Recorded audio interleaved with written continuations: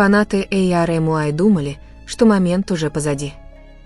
Крики стихали, камеры опускались, и все считали, что празднование достигло своего пика. Но тут вошли Тэхён и Чингук. Никакого объявления и предупреждения, просто тихое появление, которое мгновенно изменило всю атмосферу. Улыбки сменились шоком. По толпе разнеслись шепотки. И внезапно все взгляды были прикованы к Тэкуку. То, что произошло дальше, не было запланировано, и то, что они сделали в тот момент, теперь сводит фанатов с ума. Оставайтесь с нами, потому что этот момент ARMY никогда не забудут. Зал не просто заметил Тэхёна и Чингука. Он изменился ради них. Это была такая тишина, которая возникает только тогда, когда что-то неожиданное кажется слишком важным, чтобы игнорировать. Разговоры прервались на полуслове. Телефоны, которые уже были подняты в воздух, замерли. Даже те, кто смеялся несколько секунд назад, вдруг забыли, чему они улыбались. Они шли бок о бок, не торопясь, не играя на камеру, просто присутствуя. И именно это делало ситуацию тревожной. Это должен был быть простой момент, теплая встреча, праздник, где каждый знал свое место, свою роль, свое время. Но Тэхён и Чингук не следовали невидимому сценарию. Они никогда этого не делали. И сегодня их появление казалось почти опасным. Не громким, не драматичным, просто неправильным, самым удивительным образом. Чингук первым огляделся, словно чувствовал тяжесть каждого взгляда, давящего ему на плечи. Тэхён последовал за ним секунду спустя, его выражение лица было спокойным, почти слишком спокойным, как будто он уже знал, какую бурю вызвало их появление. Они не помахали рукой. Они не улыбнулись. Они просто продолжали идти. И чем дальше они двигались, тем больше люди понимали, что что-то не так. Обычно, когда Тэкук входил в комнату, это создавало теплую, игривую, электризующую атмосферу радости. Но на этот раз воздух был сжат, словно затаённое дыхание, которое не отпускало. Сразу же послышался шепот. Почему они здесь сейчас? Их не было в расписании. Что-то случилось. Никто не произнес это вслух, но все думали об одном и том же. Это было не запланировано, а незапланированные вещи, как правило, творят историю. Тэхён остановился первым. Чингук остановился рядом с ним, так близко, что их плечи почти соприкоснулись. Они не смотрели на толпу. Они не смотрели на сцену. Они посмотрели друг на друга, всего на секунду, но этого было достаточно. В этом взгляде было что-то. Не мягкое, не игривое, а тяжелое. Как два человека, разделяющие правду, которая не принадлежала никому другому в комнате. Челюсть Чингука напряглась. Глаза Тэхёна слегка потемнели, словно он готовился к худшему. Затем они повернулись вперед, и вот тогда напряжение резко возросло. Внезапно им показалось, что они пришли не на праздник, а на конфронтацию. Ни слова не были сказаны, но энергия в комнате уже разделилась. Некоторые фанаты наклонились вперед на своих местах. Другие затаили дыхание. Камеры приблизили изображение, отчаянно пытаясь запечатлеть что-нибудь, улыбку, сигнал, ошибку. Но Тэкук ничего им не дал. Они стояли бок о бок, нечитаемые. И эта тишина. Она была громче любого крика. Все ждали, что кто-нибудь заговорит. Что кто-нибудь объяснит, почему этот момент казался началом чего-то взрывного. Но Тэхён и Чингук не спешили нарушать ее. Они позволили ей разрастись. Они позволили тревоге распространиться. Чингук медленно вздохнул. Тэхён переступил с ноги на ногу. И как раз в тот момент, когда толпа наклонилась, ожидая первого слова, первого движения, первой трещины в напряжении, свет замерцал. Мерцание длилось меньше секунды, но этого было достаточно. Достаточно, чтобы в зале стало неустойчиво. Достаточно, чтобы каждое сердцебиение внезапно стало громче. Когда свет погас, Тэхён и Чингук все еще стояли там, неподвижно. Но все остальные это заметили. По толпе прокатилась нервная волна. Некоторые отмахнулись от этого, но смех звучал натянуто. Слабо. Неуверенно. Чингук медленно повернул голову к Тэхёну. Их взгляды снова встретились. Тот же тяжелый взгляд. Не гнев. Не привязанность. Что-то более глубокое. Что-то неразрешенное. Тэхён слегка наклонил голову, словно задавая вопрос без слов. Чингук слегка кивнул, почти незаметно. Но Тэхён это увидел. Этот крошечный обмен взглядами ощущался как принятие решения. Тэхён шагнул вперед. Микрофоны были достаточно близко. Камеры были готовы. Весь зал наклонился вперед. Но он не стал сразу говорить. Вместо этого он посмотрел на толпу ни с теплотой, ни с нервозностью. Он смотрел на них так, словно оценивал, что они могут выдержать. Чингук стоял в полушаге позади него, сжав кулаки. Любой, кто его знал, мог понять, это было нелегко. Наконец, Тэхён заговорил. Некоторые моменты звучат громче, когда о них не объявляют. Никто точно не понимал, что он имеет в виду, но все это чувствовали.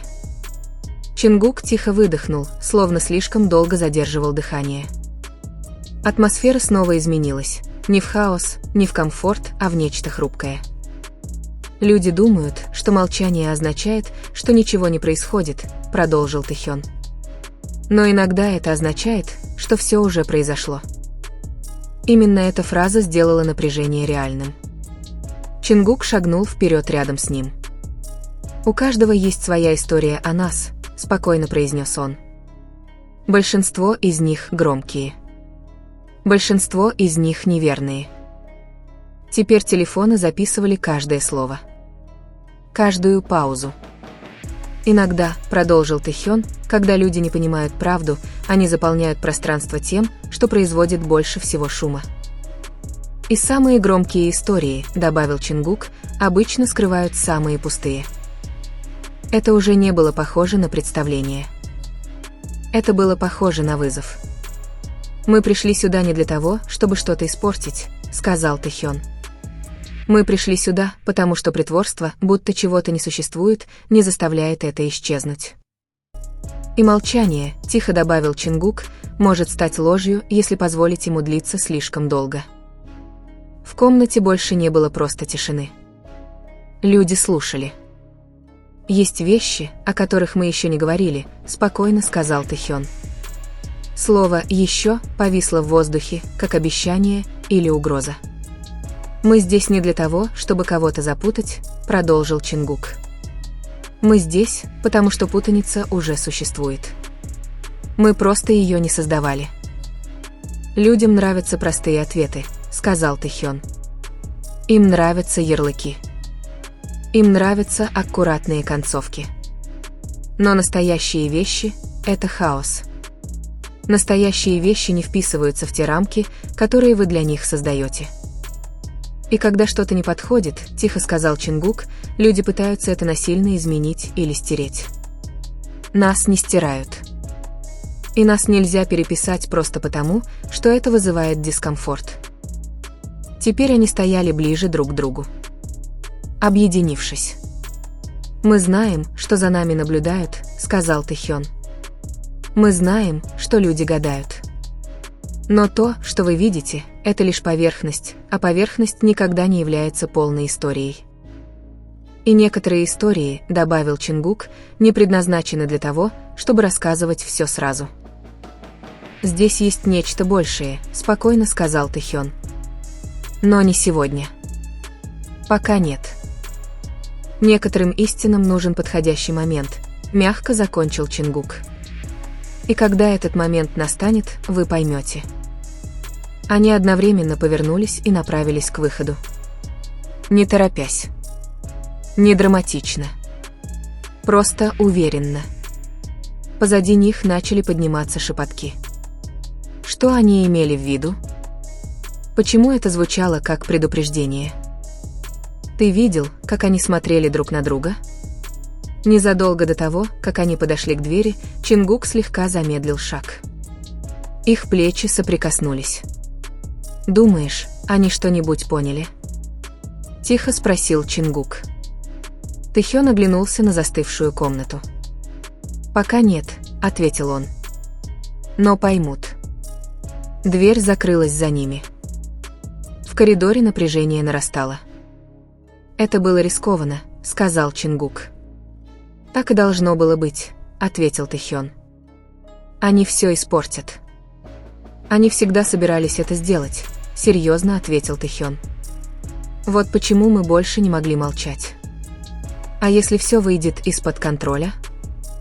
«Тогда, по крайней мере, это будет честный хаос», — сказал Тэхён, а не тихая ложь. Позади них шум из комнаты начал нарастать. Начались последствия. «Начинается», — пробормотал Чингук. «Хорошо», — ответил Тэхён. «Значит, они слушают». Но в глубине души они оба знали правду. Как только люди начинают слушать, они уже не останавливаются. И все, что они только что запустили, вернется к ним громче, запутаннее и гораздо опаснее, чем все, что произошло до сих пор. Они продолжали идти по холодному, тихому коридору. Ни камер, ни зрителей. Только эхо их шагов и тяжесть того, что они начали. На мгновение ни один из них не произнес ни слова. На мгновение ни один из них не произнес ни слова. Коридор казался длиннее, чем прежде, словно само здание понимало, что в этой комнате только что произошло нечто необратимое. Воздух здесь был холоднее, острее на ощупь. Каждый шаг эхом отдавался слишком отчетливо, слишком громко, словно напоминание о том, что нет аплодисментов, которые могли бы смягчить то, что они сделали. Наконец, Чингук нарушил молчание. Как только это распространится, это уже не остановится. Тэхён не сбавил темп. Это никогда не удержится под контролем. В его голосе не было паники. Не было сожаления. Только уверенность. Позади них доносился все более отдаленный звук открывающихся дверей и нарастающих голосов. Не крики. Не хаос. Просто низкий, нарастающий гул предположений. Звук, означающий, что что-то изменилось, и никто не знает, где это остановится. Они свернули за угол. Свет над головой снова замерцал, на этот раз мягче, но ни один из них не отреагировал. Чингук провел рукой по волосам, медленно выдыхая. «Они будут анализировать каждое слово», — сказал он. «Каждую паузу». «Они уже это делали», — ответил Тэхён. «По крайней мере, теперь мы дали им что-то реальное». Чингук взглянул на него. «Правда». Тэхён остановился. Одного этого было достаточно, чтобы изменить ритм их общения. Он слегка повернулся, встретившись взглядом с Чингуком в пустом коридоре. «Мы не лгали», — тихо сказал он. «Это правда». Чингук задержал на нем взгляд. Между ними чувствовалось напряжение, но не между ними. Это было напряжение против всего, что было за их пределами. Против шума. Против предположений. Против историй, придуманных в комнатах, в которые они никогда не заходили. «Ты же знаешь, что они будут настаивать на большем», — сказал Чингук. «Знаю. И в следующий раз мы, возможно, не сможем выбрать момент». Выражение лица Тэхёна не изменилось, но что-то мелькнуло в его глазах. Осознание. Расчет. Тогда мы убедимся, что готовы, прежде чем они нас заставят. В конце коридора открылась дверь. Из нее вышел менеджер, остановившись, когда увидел их. На его лице было точно такое же выражение, как и у толпы ранее, смесь замешательства и беспокойства. «Что это было?» — осторожно спросил он. Никто из них не ответил сразу. Тэхён сначала посмотрел на Чингука, не спрашивая разрешения, а просто признавая общую ответственность. Чингук слегка кивнул. «Мы сказали то, что нужно было сказать», — ответил Тэхён. Менеджер нахмурился. Вы ничего не сказали ясно. В этом-то и был смысл, спокойно сказал Чингук. Между ними тремя воцарилась тишина. Вы понимаете, что это вызовет сенсации, продолжил менеджер. Слухи. Предположения. Они уже существуют, сказал Тэхён. Мы их не создавали. Но вы просто их подпитывали. Нет, мягко поправил Чингук. Мы бросили им вызов. Менеджер изучал их лица, пытаясь найти в них колебания. Его не было. «Вы могли бы подождать», — сказал он. «Зачем?» — спросил Тэхён. «Чтобы это исчезло». Менеджер не ответил, потому что все знали правду. Оно не исчезало. С того места, откуда они пришли, раздались шаги. Сотрудники. Охрана. Движение нарастало, как прилив. Коридор уже не был пуст. «Пресса уже задает вопросы», — крикнул кто-то сзади. Чингук медленно вдохнул. «Видишь?» Тэхён посмотрел на него взглядом, почти похожим на улыбку, но не игривым. Он был спокойным. Уравновешенным. «Пусть спрашивают». Они продолжили идти, на этот раз к отдельному выходу. Здание теперь ощущалось по-другому. Не враждебно, не приветливо. Просто настороженно. Как только они вышли на улицу, их мгновенно обдало прохладным ночным воздухом. Доносился шум из передней части здания, собирались фанаты, поднимались телефоны, слухи уже циркулировали в прямых трансляциях и социальных сетях. Чингук остановился возле машины. «Как думаешь, мы зашли слишком далеко?» Тэхён на мгновение откинулся на спинку машины, глядя на темное небо над огнями города. «Мы не зашли достаточно далеко», — сказал он. Чингук моргнул. «Мы остановились перед очередью», — продолжил Тэхён. «Мы показали им, что она есть». Дверь машины открылась, но ни один из них сразу не сел. Через дорогу их заметила небольшая группа фанатов. Шепот сменился вздохами.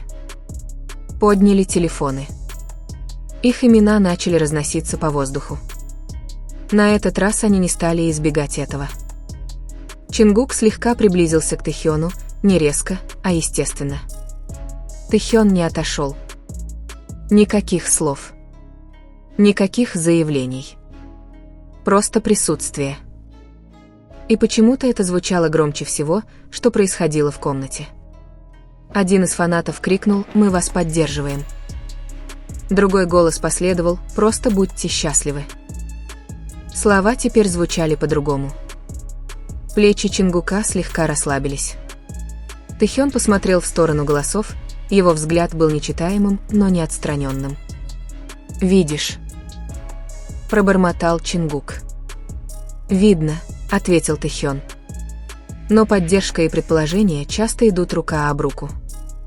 Когда они наконец сели в машину, их телефоны уже завалили уведомлениями.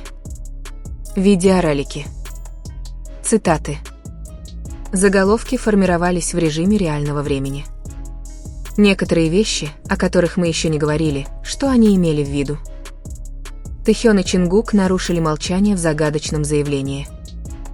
Намекают ли они на что-то большее? Чингук заблокировал экран.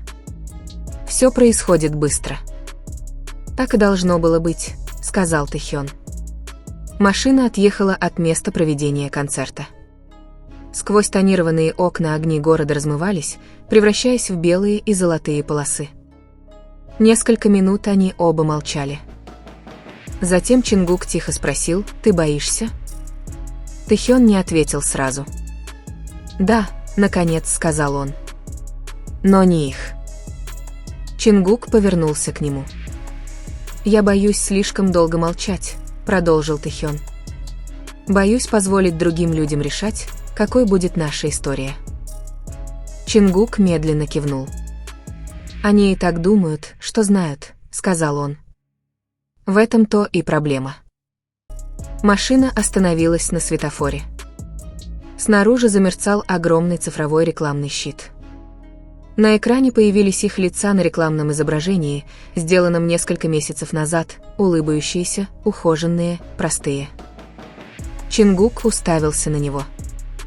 «Такая версия нас кажется легкой», — сказал он. «Это и есть легкая», — ответил Тэхён. «Это безопасно». А сегодня вечером было небезопасно. Нет. Светофор загорелся зеленым. Рекламный щит скрылся за ними. В общежитии царила более спокойная, но не менее напряженная атмосфера. На приглушенном экране телевизора в гостиной уже крутились новости.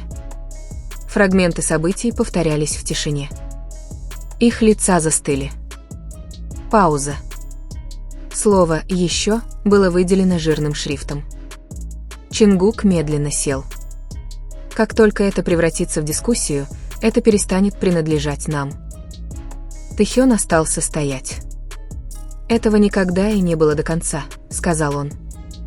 Чингук посмотрел на него. «Тогда что же мы на самом деле контролируем?» Тэхён подошел и полностью выключил телевизор, хотя звука не было. «Мы контролируем, когда», — сказал он. «Когда что?» «Когда все остальное выйдет». Выражение лица Чингука слегка напряглось. «А если подходящий момент никогда не наступит?» Тэхён снова встретился с ним взглядом. «Тогда мы его создадим». Тяжесть этих слов легла между ними. Снаружи мир уже спорил. Кто-то защищался. Кто-то обвинял. Кто-то радовался. Кто-то задавал вопросы. В точности, как и предсказывал Тэхён. Внутри были только они двое и эхо выбора, который нельзя было отменить. Чингук откинулся на диван, уставившись в потолок. «Ты сказал не сегодня», — пробормотал он. «Я имел это в виду». «А еще нет». Тэхён не колебался. «Я тоже это имел в виду». В комнате снова воцарилась тишина, но она отличалась от тишины в зале. Эта тишина не была резкой. Она не была публичной. Она не была показной. Она была разделена. После долгой паузы Чингук тихо выдохнул. Что бы ни случилось дальше. Тэхён закончил за него фразу. «Мы встретим это вместе». Никакого драматического обещания. Никакого рукопожатия. Никаких видимых обещаний. Только понимание. Снаружи ночи продолжали освещать уведомления. Споры становились все громче. Теории множились. Этот момент снова и снова воспроизводился на экранах по всему миру. Но в той комнате, в этот короткий промежуток времени, не было зрителей. Только знание того, что что-то изменилось. И где-то далеко за огнями города, за заголовками, за шепотом, слово «еще» продолжало эхом разноситься, уже не просто задержка, не просто дразнилка, а тихое заявление о том, что история еще не закончена. Она только началась.